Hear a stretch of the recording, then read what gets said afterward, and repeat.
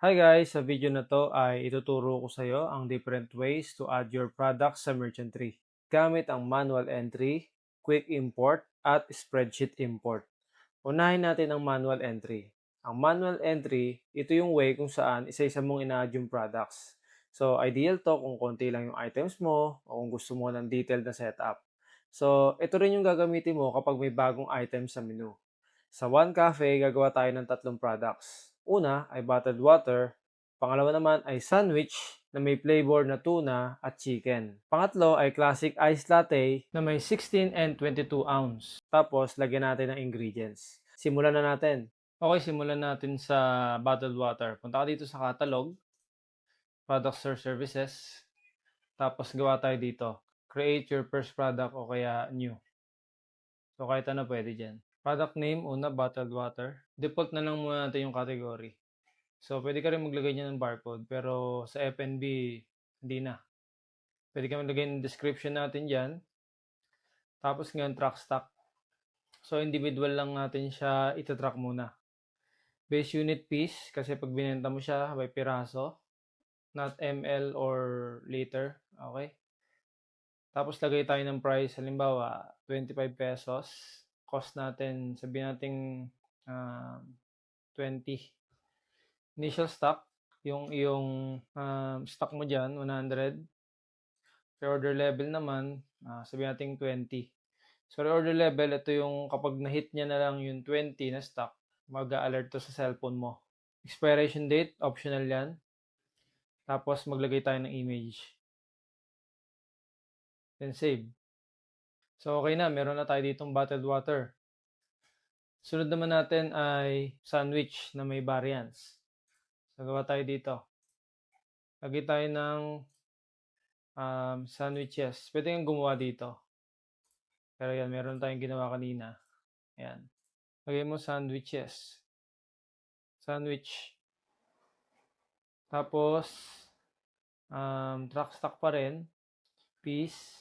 Tapos gawa tayo variants. Flavor na lang. Tuna. Chicken. Done. Pwede ka dito mag-add ng iba pang variants. Pero sa ngayon, flavor lang muna. Tapos lagay natin yung price. 100. Sabihin natin cost 50. Stock 100. So, ganoon na lang uli. 100. Ayan. Lagyan natin ng image. Save. Okay, gawa naman tayo ng classic iced latte natin. So, gawa lang tayo dito sa new. Tapos create tayo. So, lagyan natin specialty. Tapos, classic iced latte. Then, inventory tracking bundle naman or recipe.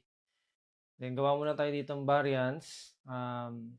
Size 16 ounce. Saka 22 ounce.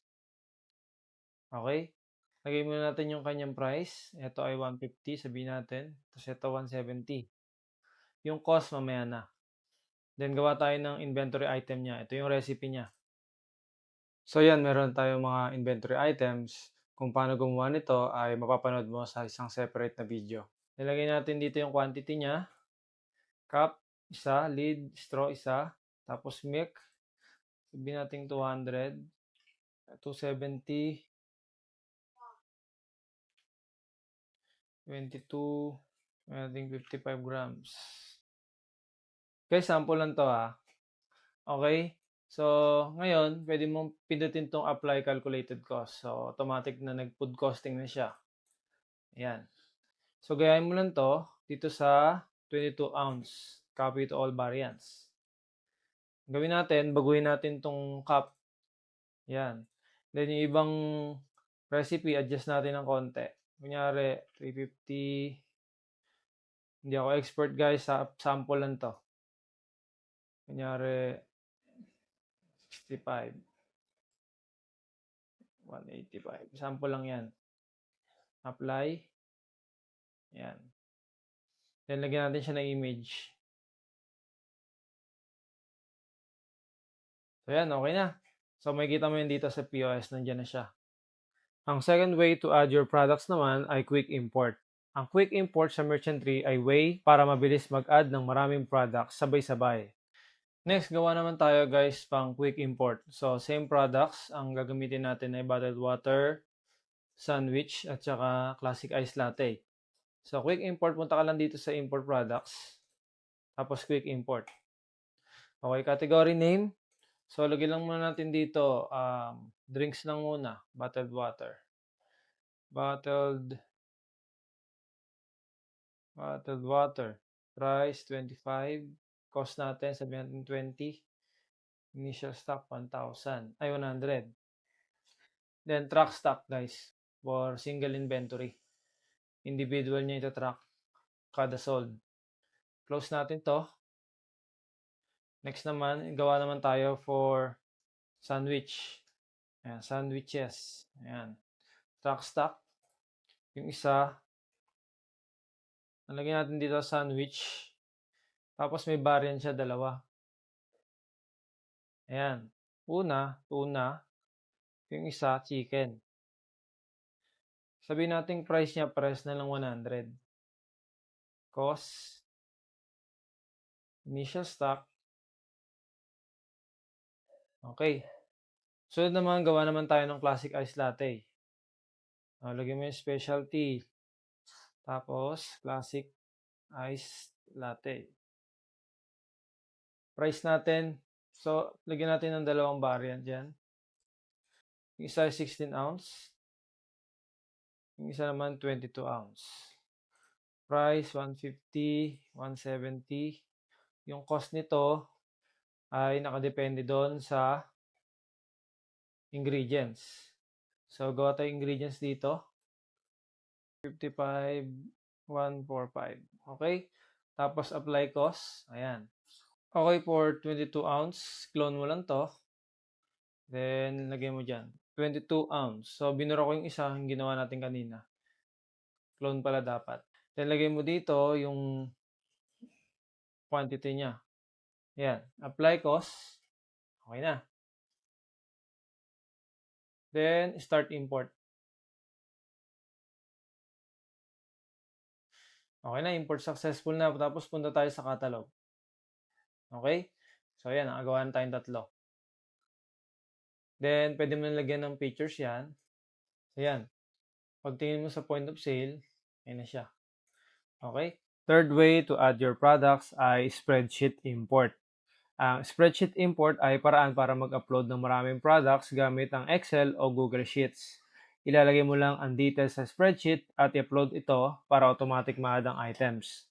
Okay, gawa naman tayo ng products gamit ang spreadsheet import. So, punta ka lang dito sa catalog, tapos click mo tong products or services. Click mo tong import products, then spreadsheet. Dahil tayo ay cafe, pili mo tong food and beverages. So, ito na yung file natin. Pwede mong buksan sa Microsoft Excel o kaya ay sa Google Sheets. So guys, ito na yung ating template. Ang gagawin natin, burahin muna natin yan. Ilagay natin yung ating category. Drinks. Lagay mo dyan bottled water.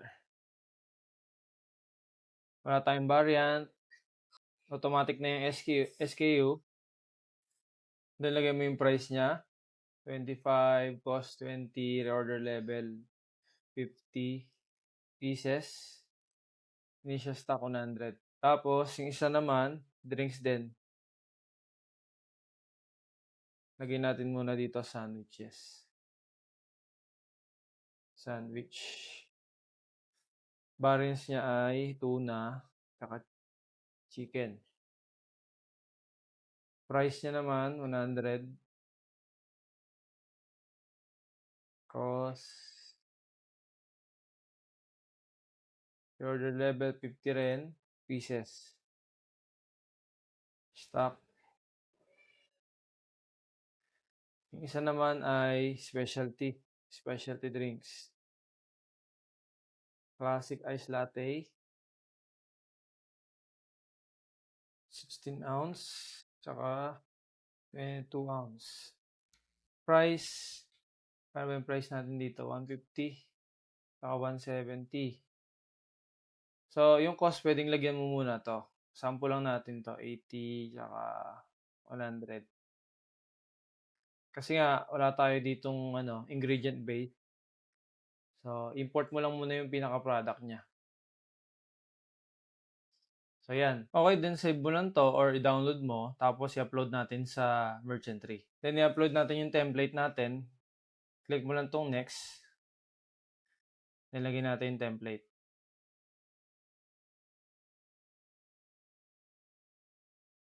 So, 'yan, file uploaded successfully. Then import, tapos go to point of sale, 'yan. So, wala siyang images. Doon ka pala maglalagay dito sa catalog. So, 'yan, okey na. Ngayon maglalagay naman tayo ng recipe, click mo lang yung classic iced latte, then convert to bundle. So, 'yan, makikita mo nag-iba yung itsura niya, then naglalagay ka lang dito ng components. So, lagay natin yung mga components niya, cup, straw, lid, tapos lagay mo lang yung ano, quantity niya. Okay, tapos apply calculated cost. Tapos copy mo lang 'to para makopya dito sa 22 ounce, then palitan mo 'to. Tapos milk 350, 65, 185. So 'yan, apply mo lang 'yan. So okay na. Kung mapapansin mo, may mga inventory items na ako dito. Hindi na ako gumawa. Hindi na ako nag-create new kasi nagawa ko na siya kanina. So save ko lang, pakita ko sa'yo dito. So ayan 'yun. Okay guys, gano'n lang kadali. Sa video na 'to ay natutunan mo na yung different ways kung paano mag-add ng product sa merchant tree.